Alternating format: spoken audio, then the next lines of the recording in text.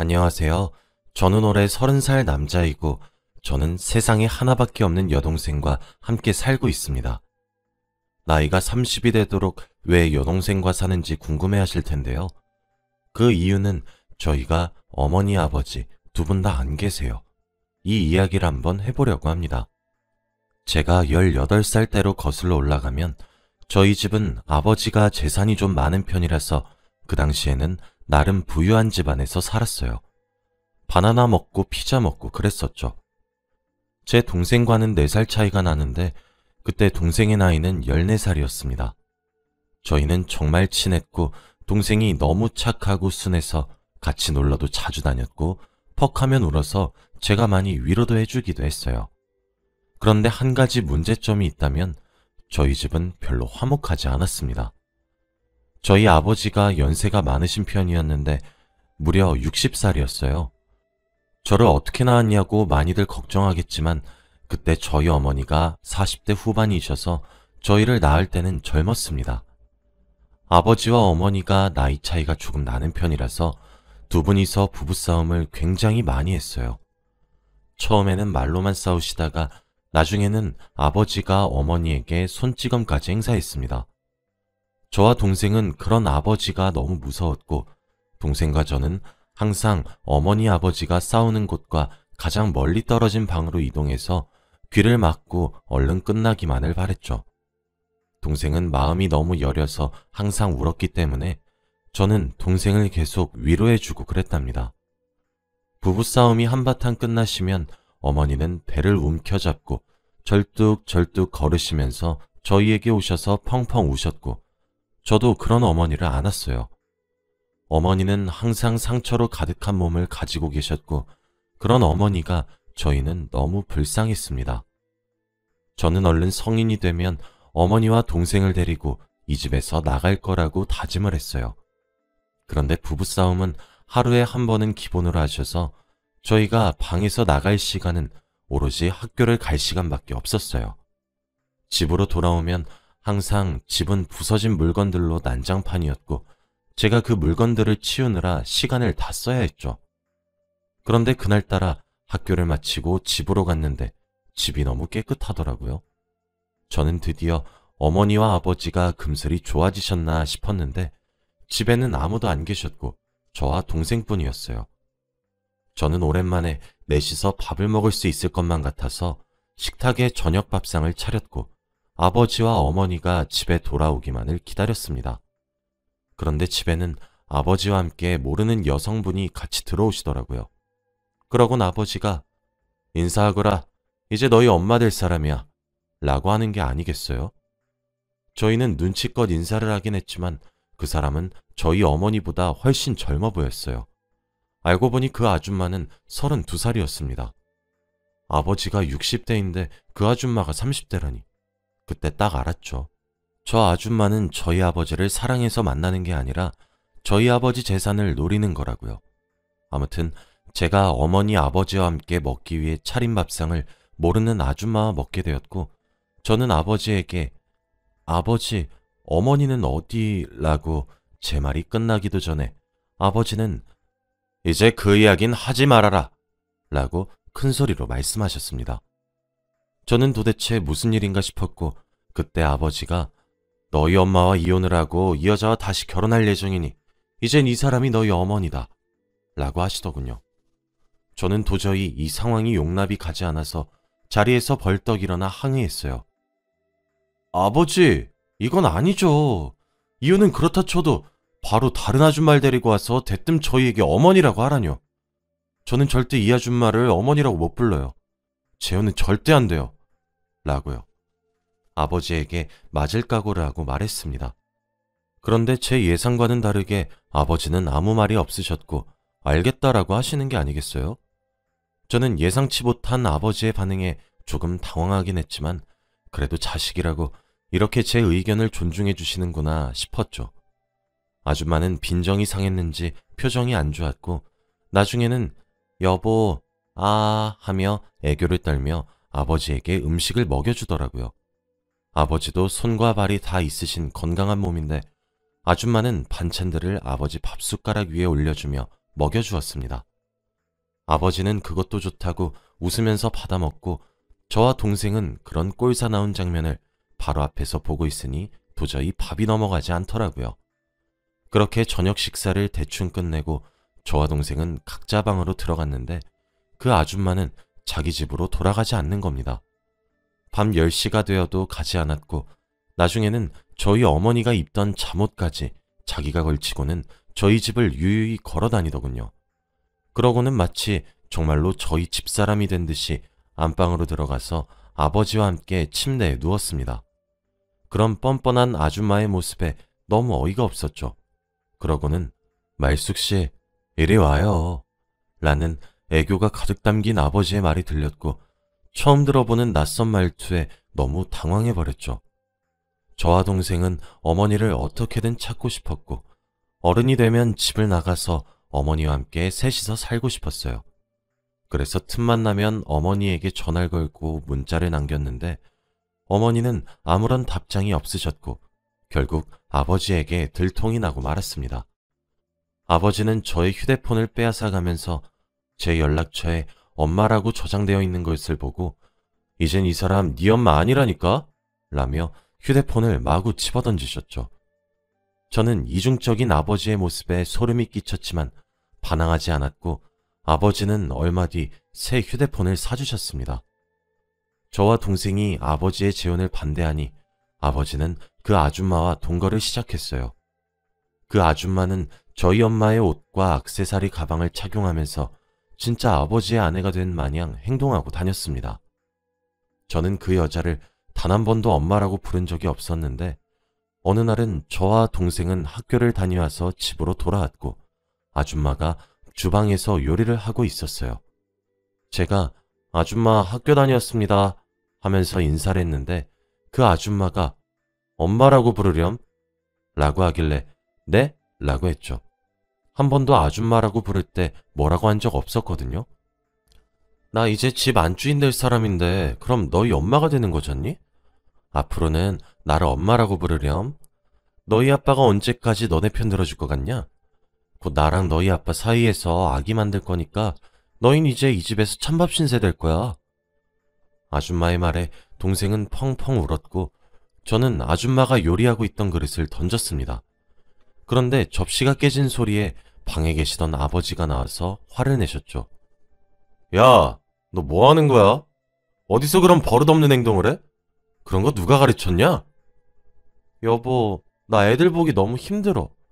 아이들이 나를 너무 싫어하네. 계속 자기 엄마 보고 싶다면서 날 엄마라고 부르기 싫대. 저는 갑자기 아버지가 오자 우는 연기를 하는 아줌마가 너무 소름 끼쳤고 아무 말도 할 수 없었습니다. 아버지가 방으로 들어오라고 해서 끌려가는 도중에 아줌마의 얼굴을 보았는데 미세하게 웃고 있더라고요. 그렇게 아버지의 서재로 가서 저는 회초리로 맞았습니다. 제 감정 따위는 아랑곳하지 않고 아버지는 화만 내셨어요.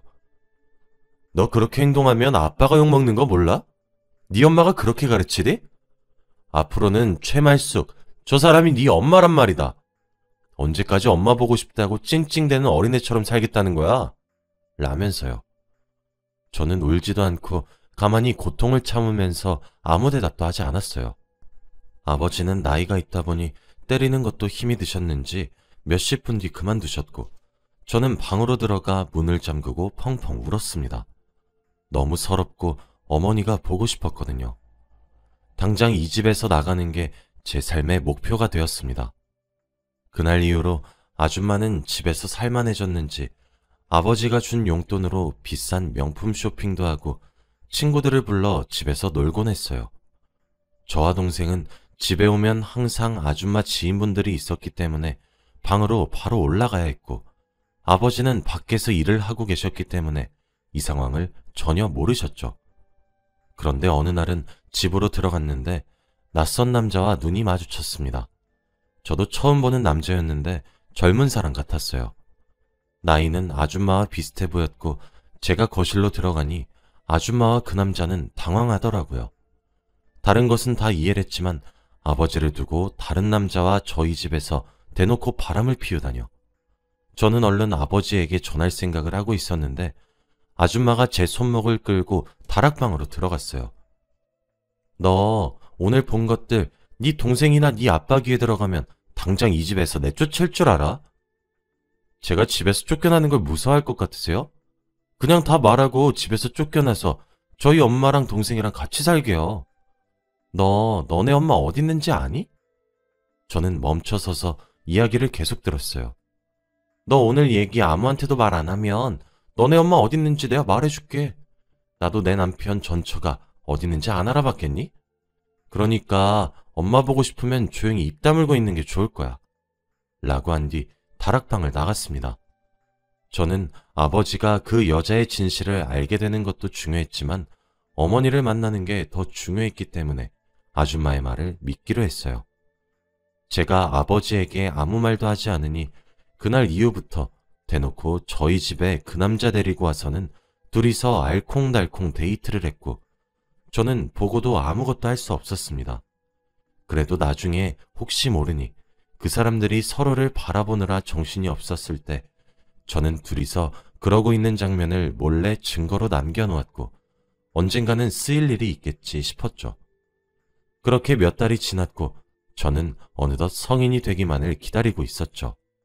얼른 아줌마한테 어머니가 어디서 사는지 듣고 집을 나갈 준비를 해야 했거든요. 그런데 제가 성인이 되기 일주일을 남겨놓고 갑자기 아버지가 심근경색으로 돌아가신 게 아니겠어요?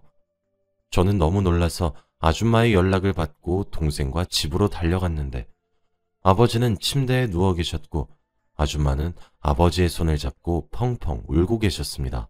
다른 남자를 만났으면서 저렇게 연기를 하고 있는 그 사람의 모습이 너무 역겨웠네요. 그때 아줌마가 불렀던 구급차가 왔고 저희는 병원으로 이동했죠. 아줌마의 말에 의하면 아버지와 함께 방 안에 있는데 갑작스럽게 심장을 부여잡고 쓰러졌다고 했어요. 저는 아줌마가 의심스럽긴 했지만 아무런 증거 없이 섣부르게 판단하면 안 됐죠. 아줌마는 아버지가 나이가 조금 있으셔서 일찍 가신 것 같다고 그랬어요. 저는 아버지를 부검하기 원했고 부검 결과가 나오려면 시간이 걸렸습니다. 그동안 장례를 끝내고 아버지 전문 변호사가 저희 집에 와서 아버지가 갑작스레 죽을 것을 대비해 남겨두신 유언장을 읽어주셨어요.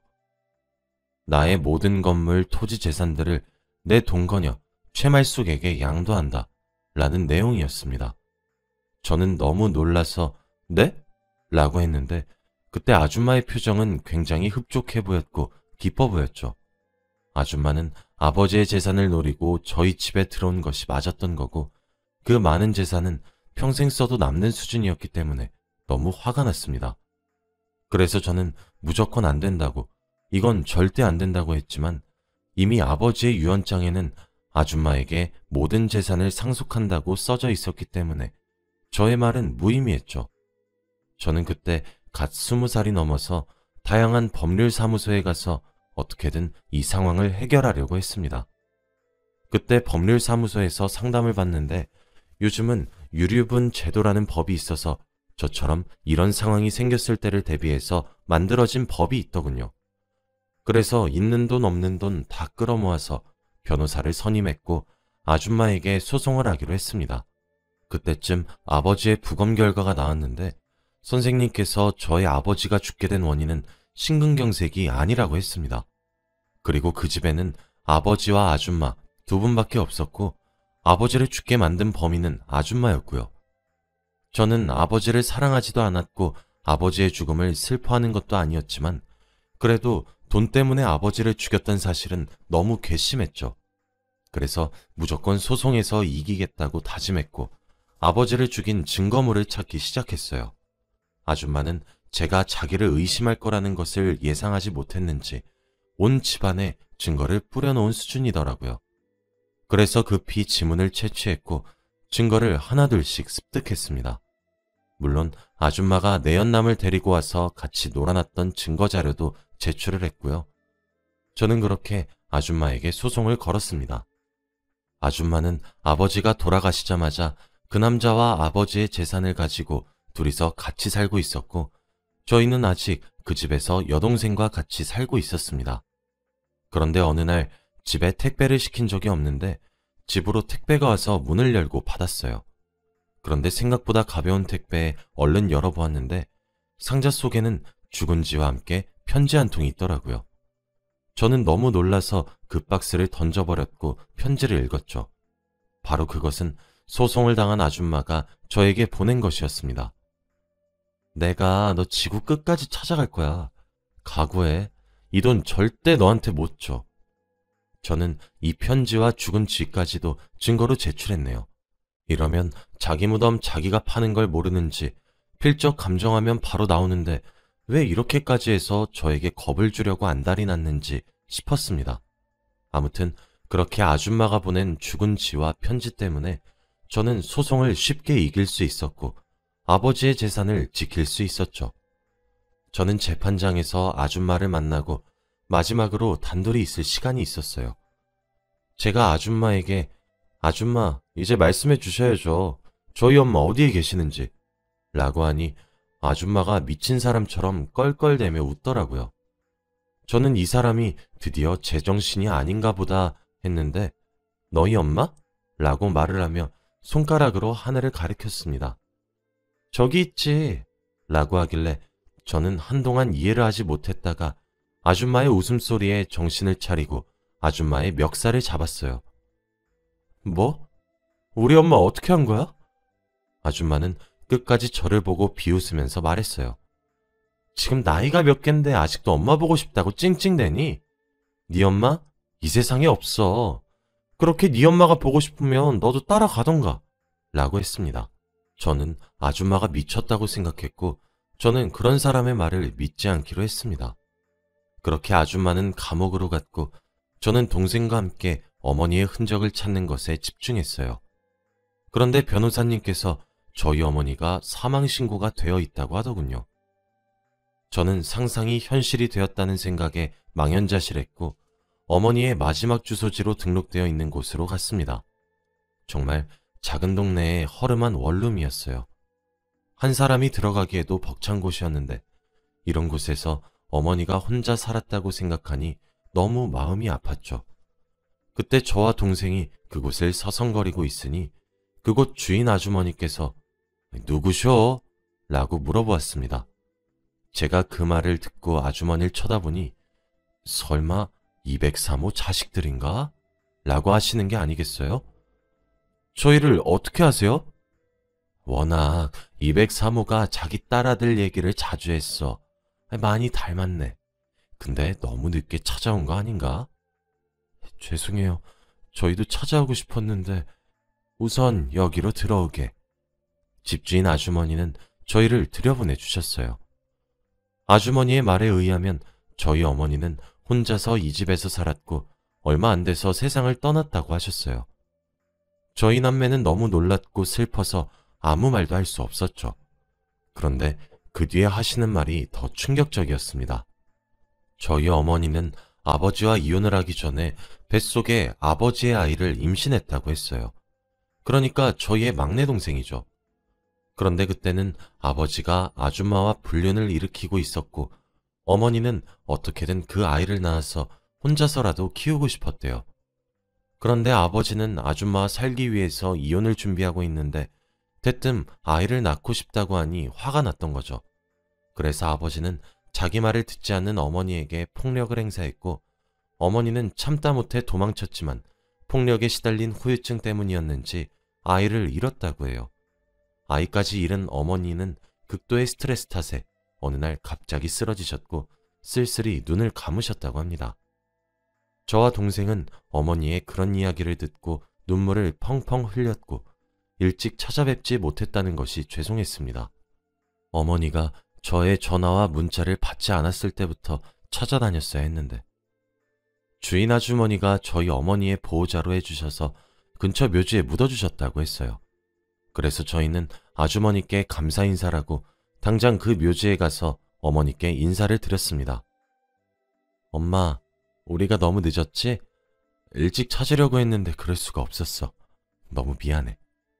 이제 앞으로 우리 막내 동생이랑 행복하게 하늘에서 살아. 우리 여기서 조금만 더 있다가 갈게. 미안해 엄마. 라고 한 뒤 묘지 앞에서도 눈물을 흘렸습니다. 저와 동생은 아버지의 재산을 상속받아서 돈 걱정은 없이 살 수 있었고, 집도 저희끼리 살고 있지만 엄마가 너무 그리운 건 어쩔 수 없네요. 이렇게 큰 집에 저희 둘이서만 있는데 공허하긴 하지만 괜찮으려고 노력합니다. 아무래도 이런 일을 겪다 보니 새로운 가족이 생기는 건 조금 꺼려하고 있어요. 아직은 여동생과 둘이서 사는 게 더 좋습니다. 제 이야기는 여기까지입니다. 들어주셔서 감사합니다.